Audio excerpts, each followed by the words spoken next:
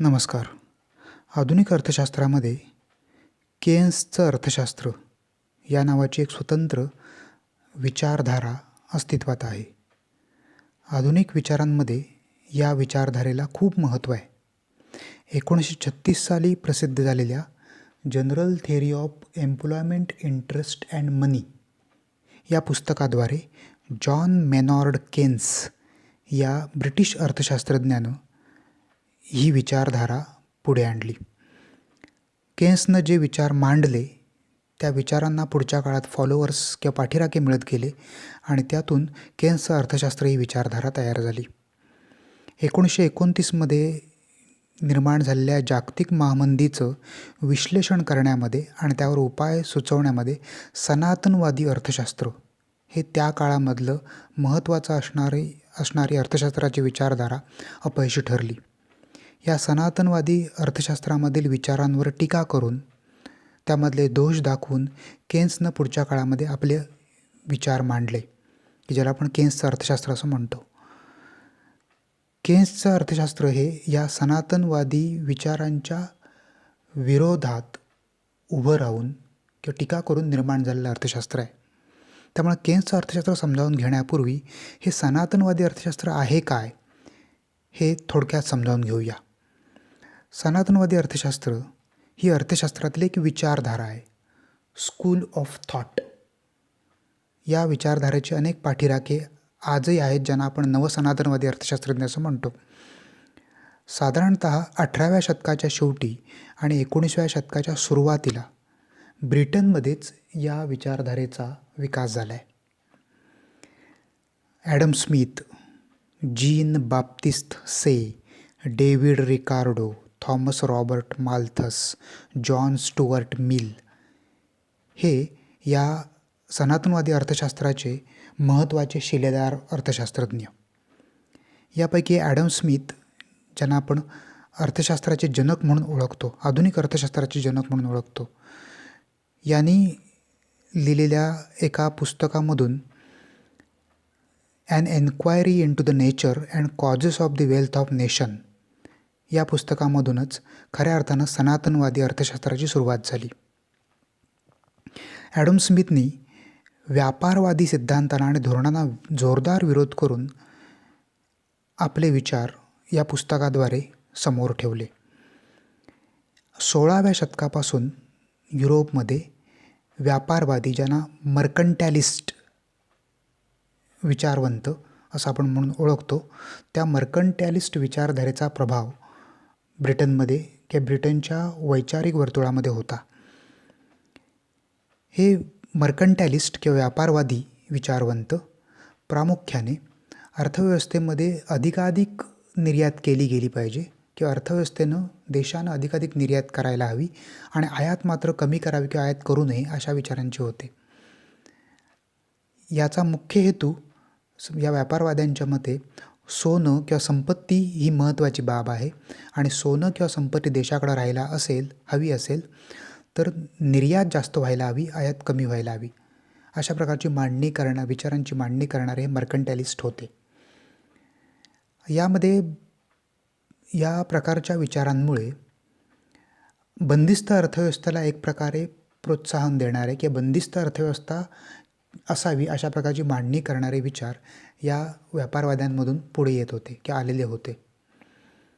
परंतु ॲडम स्मिथनं असं म्हटलं होतं की राष्ट्राची संपत्ती ही राजाच्या खजिन्यावरून ठरत नसून ती देशाच्या नागरिकांनी केलेल्या श्रमातून आणि त्यातून निर्माण होणाऱ्या भांडवलातून ठरते.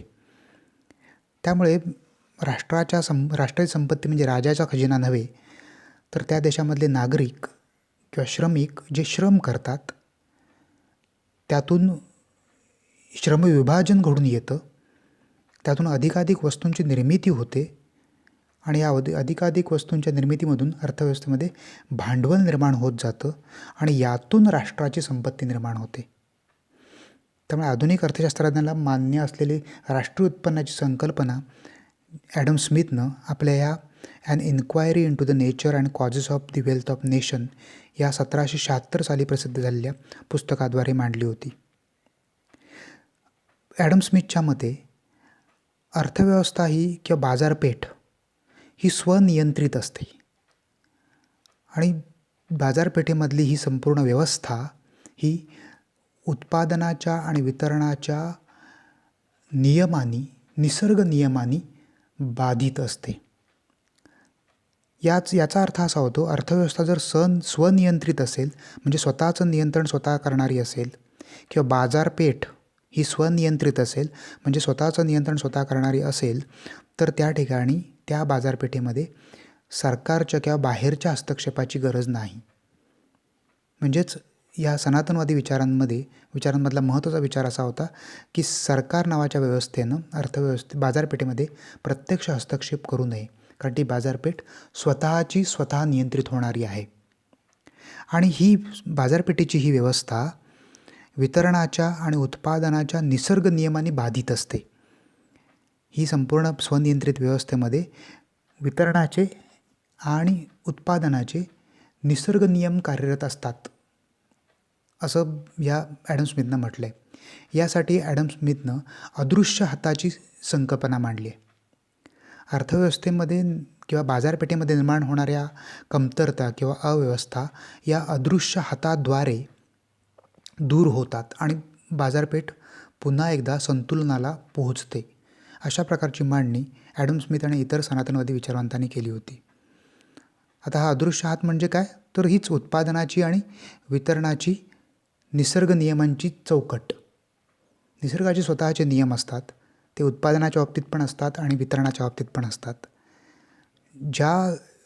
ज्या वस्तूला मागणी आहे अशाच वस्तूंचं उत्पादन होत असतं, ज्या वस्तूंना मागणी नाही अशा वस्तूंचं उत्पादन होत नाही. अर्थव्यवस्थेमध्ये जेवढी मागणी आहे तेवढंच उत्पादन होतं, अतिरिक्त उत्पादन निर्माण होत नाही, होण्याचं कारण नाही. आणि त्यामुळे बाजारपेठ या स्वतःच्या नियमांनी व्यवस्थित चाललेली असते आणि त्यामुळे तिथे सरकारने कुठल्याही प्रकारचा हस्तक्षेप करण्याची गरज या सनातनवादी विचारवंतांना वाटत नव्हती.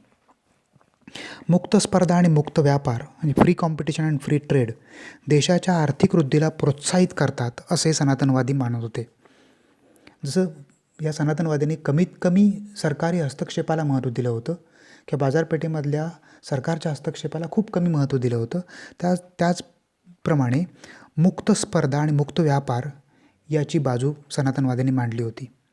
सनातनवाद्यांच्या मते अर्थव्यवस्थेमध्ये मुक्त स्पर्धा असायला हवी, कारण या स्पर्धेद्वारेच प्रत्येकजण आपलं कल्याण घडवून आणू शकतो आणि प्रत्येकानं वैयक्तिक कल्याण साधण्याचा प्रयत्न केल्यानंतर त्यातून आपोआपच समाजाचं कल्याण घडत जातं.